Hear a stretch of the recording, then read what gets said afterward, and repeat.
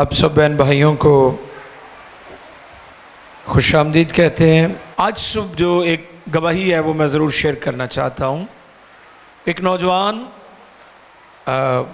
आज अपनी गवाही शेयर कर रहा था, उसका बाप भी साथ था और उसकी वालिदा भी थी। वो शाक आउट से ताल्लुक़ रखते हैं। उस नौजवान पर बदरूहों का कब्ज़ा था और 12-13 साल से बदरूहें उसकी बाजू जो है वो निकाल देती थी, दाएं बाजू ये वाला, और वो बाजू ऐसे लटकना शुरू हो जाता था। आप इमेजिन करें कि कैसा इब्लीस का ये अटैक है कि उसका ये बाजू निकल जाता था। और वो बताते हैं कि 10 से 12 साल तक 10 से 15 लाख रुपया वो खर्च कर चुके मुख्तलिफ हॉस्पिटल्स में, लेकिन जैसे वो यहाँ पर PMI टेलीविज़न देख कर आए, अब उसका बाजू बिल्कुल ठीक है। हालेलुया, आमीन। तो मैं समझता हूँ कि खुदा अपना अजीब काम कर रहा है और अजीब तौर पर लोग अपनी गवाही शेयर करते हैं। एक छोटे बच्चे की गवाही थी पिछले दिनों कि उसका जो दिमागी सिस्टम था वो ठीक नहीं था और उसके जो बाजू हैं वो काम नहीं करते थे, और उसकी मदर यहाँ पर उसे लेकर आई और जब दुआ हो रही थी तो वो बाजू जो उसके काम नहीं करते थे, उसकी माँ रो रही थी और वो अपनी माँ के आंसू पहुँच रहा था उन्हीं बाजुओं के साथ। एक ये बड़ी ज़बरदस्त टेस्टिमनी थी। तो मैं चाहता हूँ कि आपके साथ ऐसी गवाहियाँ शेयर की जाएँ ताकि आप भी ईमान में तरोताज़ा हो, मजबूत हो और दूसरे लोगों को बताएं कि हमारा खुदावंद अजीब और बड़े बड़े काम करता है। आज का जो टॉपिक है वो बहुत ज़बरदस्त है ईमानदारों के लिए। रूहानी पुख्तगी, स्पिरिचुअल मैच्योरिटी के ताल्लुक़ से है। पौलुस रसूल के खतूत में से तिमोथियुस को लिखा गया पहला ख़त है, 4 बाब है और उसकी 7वीं और 8वीं ये 2 आयात हैं। आइए मुक़द्दस कलाम में से देखें। तिमोथियुस को लिखा गया पौलुस रसूल का पहला ख़त, 4 बाब, 7वीं और 8वीं आयते मुक़द्दसा को हम पढ़ेंगे। आइए देखें मुक़द्दस कलाम में। आज हम रूहानी पुख्तगी के ताल्लुक़ से, स्पिरिचुअल मैच्योरिटी के ताल्लुक़ से और ऐसी मसीही ज़िंदगी जिसमें नज़्म व ज़ब्त है, जिसमें डिसिप्लिन है, जिसमें तवाज़ुन है, ऐसी लाइफ जो बैलेंस्ड है, आइए उसके बारे में सीखें और खुदा की बंदी एस्टर इस हवाले को पढ़ने में हमारी रहनुमाई करेंगे। जी, खुदावंद के कलाम में यो लिखा है, लेकिन बेहुदा और बूढ़ियों की सी कहानियों से किनारा कर और दीनदारी के लिए रियाजत कर, क्योंकि जिस्मानी रियाजत का फायदा कम है, लेकिन दीनदारी सब बातों के लिए फायदामंद है। इसलिए कि अब की और आइंदा की जिंदगी का वादा भी इसी के लिए है। मुक़द्दस कलाम के पढ़े और सुने जाने पर खुदावंद की बरकत। सब कहें आमीन। बहुत ज़बरदस्त वर्ड्स है ये, पावरफुल। जब इसको हम पढ़ रहे थे तो अंडरस्टैंडिंग हो रही थी कि इन आयात में खुदा अपने लोगों को क्या सिखाना चाहता है। पौलुस रसूल का ये इंजीली बयान जिसमें वो कहते हैं, लेकिन बेहुदा और बूढ़ियों की सी कहानियों से किनारा कर और दीनदारी के लिए रियाजत कर। पौलुस रसूल यहाँ पर मुनज़्ज़म मसीही ज़िंदगी की ज़रूरत के मुताल्लिक़ तालीम दे रहे हैं कि हमारी जो क्रिश्चियन लाइफ है, जो जर्नी है हमारी, वो मुनज़्ज़म होनी चाहिए। वो ऐसी नहीं होनी चाहिए कि कभी आप बड़े रूहानी हैं और आप कई दफ़ा बड़े ही जिस्मानी हैं। पौलुस रसूल ये बात सिखाने की कोशिश कर रहे हैं क्योंकि बेशुमार लोग हैं जब वो बड़े जोश में होते हैं या कई दफ़ा वो बड़े जोशीले नज़र आते हैं, लेकिन फ़ौरन ही वो ठंडे हो जाते हैं, फ़ौरन ही उनकी मोहब्बत ठंडी पड़ जाती है। और इस जगह पर पौलुस रसूल ये तालीम दे रहे हैं, ये टीचिंग दे रहे हैं कि दीनदारी के लिए हमें रियाजत करनी है। अब रियाजत को आप समझते हैं, ख़ास तौर पर जो गाने बजाने वाले लोग हैं वो इसको बहुत ज़्यादा अंडरस्टैंड करते हैं, मौसीकी की दुनिया के लोग, क्योंकि जब वो रियाज करते हैं तो उन दिनों में वो ठंडा पानी नहीं पीते, खट्टी चीज़ें नहीं खाते। ठीक है, क्यों? क्योंकि वो चाहते हैं कि उनकी आवाज़ ज़्यादा सुरीली हो, पुख्ता हो, उनकी ग्रिप होनी चाहिए, उनका सांस पक्का हो जाना चाहिए। खासतौर पर जब किसी जगह पर कंपटीशन होता है, मुकाबला की तैयारी की जा रही है, तो फिर तो और ज्यादा ही वो इस हवाले से कॉन्शियस हो जाते हैं, मोहतात हो जाते हैं, क्योंकि उन्हें पता है कि अगर हम बदपरहेजी करेंगे तो ये हमारे लिए नुकसानदेह है। इसी के ताल्लुक से पौलुस रसूल ये टीचिंग दे रहे हैं। इस मैसेज के ताल्लुक से जब मैं देख रहा था तो मेरे सामने जैसिका नामी 20वीं सदी की एक वायलिन बजाने वाली का मैंने देखा। ये खातून जो है ये 60 वर्ष तक, कितने, ये कोई 6 दिहाइयां बनती हैं, कईयां दी उम्र भी नहीं 60 साल होंगी। वो 60 वर्ष तक वायलिन की दुनिया में उसने पूरी दुनिया के लोगों को मुतासिर किया, और उसके पाए का, उसके मुकाबले का कोई भी वायलिन बजाने वाला नहीं था। और पता चला वो अपनी उम्र के आखिरी अयाम तक हर रोज 5 घंटे प्रैक्टिस करती थी। कितने? 5 घंटे प्रैक्टिस करती थी मरने तक। इससे पेशतर के वो दुनिया से 82 ईयर्स में उसकी डेथ हुई, 82 साल की उम्र में। लेकिन वो क्या करती थी? वो 5 घंटे रियाजत करती थी। तो किन्ने साल फिर ਉਹਦੇ मुकाबले का कोई नहीं निकलिया, 60 साल।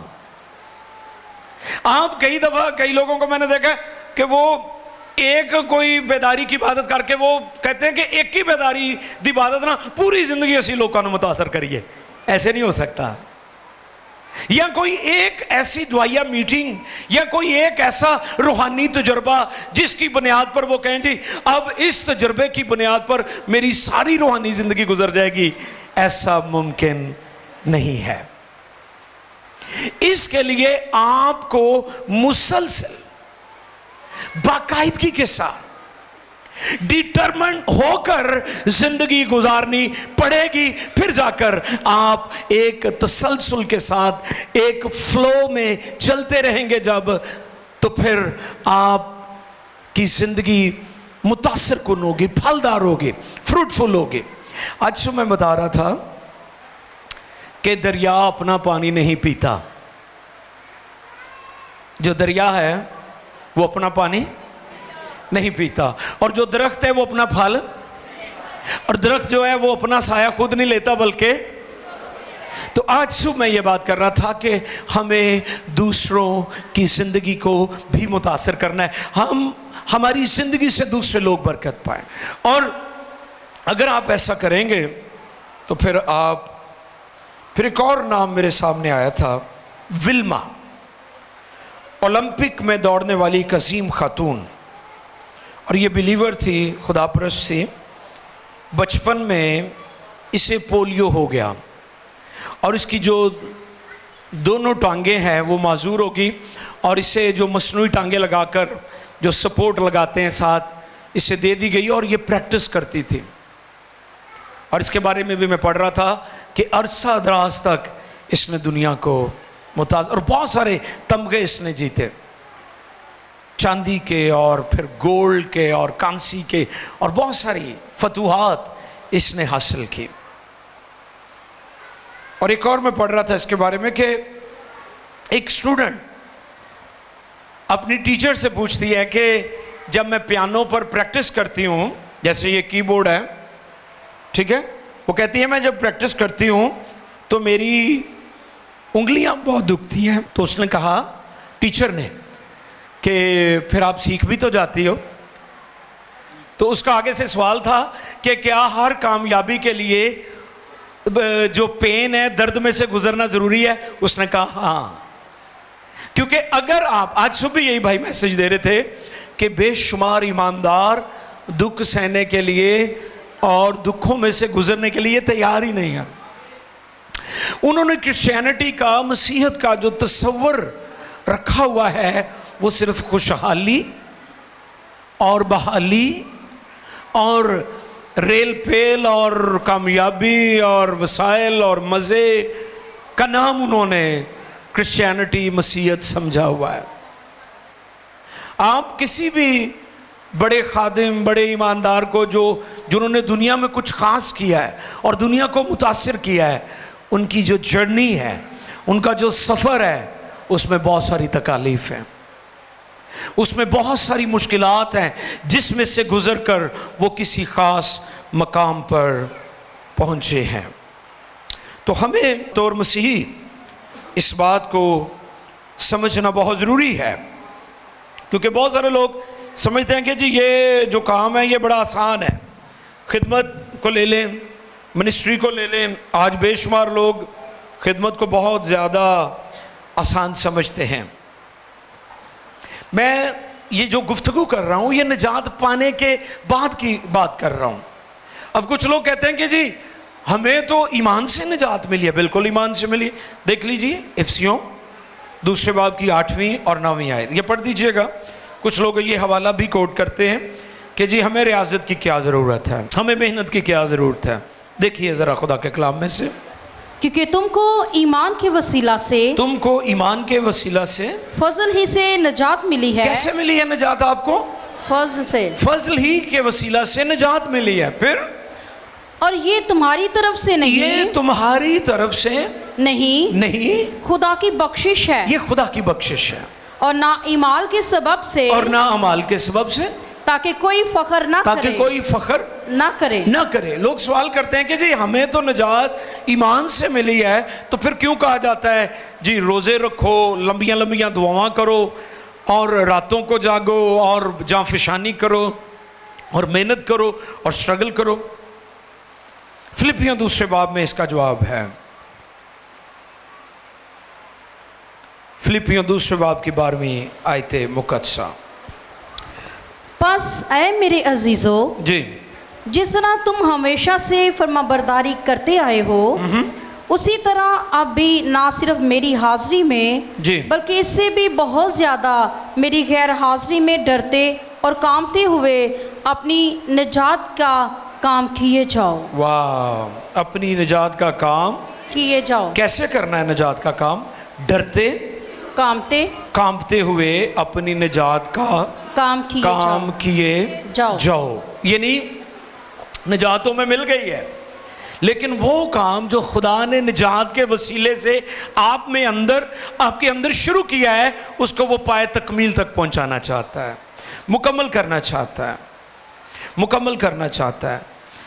एक और हवाला हम देख सकते हैं खुदा के कलाम में से, फिलिपियों 2 बाब 13वीं आयत भी पढ़ दीजिएगा जी। 13वीं में फिलिपियों 2:13 भी पढ़ दें, और उसके बाद हम जो मेन ख़ास रेफरेंस है वो करंथियों के पहले ख़त में है, 9वां बाब और उसकी 24वीं आयत से शुरू करेंगे, लेकिन आप पहले ये भी पढ़ दीजिएगा। फिलिपियों 2 बाब की 13वीं आयत मुकद्दसा जी। क्योंकि जो तुम में नियत और अमल दोनों को अपने नेक इरादा को अंजाम देने के लिए पैदा करता है, वो खुदा है। क्योंकि जो तुम में नियत और अमल दोनों को अपने नेक इरादा को अंजाम देने के लिए पैदा करता है, वो खुदा है। और अब हम आगे चलेंगे, पहला करंथियों 9वें बाब की 24वीं। क्या तुम नहीं जानते कि दौड़ में दौड़ने वाले दौड़ते तो सभी हैं, मगर इनाम एक ही ले जाता है। तुम भी ऐसे ही दौड़ो ताकि जीतो। प्रेज़ और गॉड। हर पहलवान हर सब तरह का परहेज करता सब है। तरह का परहेज करता है। वो लोग तो मुरझाने वाला सेहरा पाने के वो लिए, लोग तो मुरझाने वाला सेहरा पाने के लिए ये करते हैं। मगर हम उस सेहरे के लिए करते हैं, मगर हम उस सेहरे के लिए करते हैं जो नहीं मुरझाता। बस मैं भी इसी तरह दौड़ता हूँ, यानी बेठिकाना नहीं। मैं इसी तरह मुक्कों से लड़ता हूँ, यानी उसकी माने नहीं जो हवा को मारता है, बल्कि मैं अपने बदन को मारता कूटता और उसे काबू में रखता हूँ। ऐसा ना हो कि औरों में मुनादी करके आप नामकबूल ठहरो। Praise God. जो बुनियादी तौर पर हवाला हमने पढ़ा था, मरकजी हवाला, उसकी 7वीं आयत में लिखा था, 8वीं आयत में, क्योंकि जिस्मानी रियाजत का फायदा कम है। क्या लिखा है यहाँ पर? मैंने पिछले दिनों भी बताया था कि अगर आप एक्सरसाइज सैर नहीं करते तो आपके पट्टे जो हैं वो क्या होंगे? कमजोर होकर लागर हो जाएंगे, आप वीक हो जाएंगे, कमजोर हो जाएंगे, और आहिस्ता आहिस्ता आपकी जिंदगी का खात्मा हो जाएगा, एंड हो जाएगा। क्यों? क्योंकि आप प्रैक्टिस नहीं कर रहे, एक्सरसाइज नहीं कर रहे। इसी तरह रूहानी दुनिया में भी एक्सरसाइज करना बहुत ज़्यादा ज़रूरी है। अगर हम एक्सरसाइज नहीं करते तो हम आहिस्ता आहिस्ता मौत की तरफ जा रहे होते हैं। इसी तरह हमारी रूहानी दुनिया है, अगर उसमें आपकी प्रैक्टिस ख़त्म हो गई, मसलन दुआ की प्रैक्टिस, सिर्फ ये नहीं कि आप यहाँ पर आए हैं और 2 घंटे आपने हमारे साथ यहाँ पर 2, 4, 5 गीत गाए गए हैं, दुआएं की गई हैं, और फिर कलाम सुना है, और फिर दुआ हुई है, दुआ रबानी बरकत के कलमात, और आप चले गए, फिर आ गए हैं आप 1 हफ्ते बाद, और आप कहें जी मैं बहुत ज़बरदस्त रूहानी खुदा का बंदा और मैं बड़ा बेदार हूँ। ऐसे नहीं होगा, ऐसे नहीं होगा।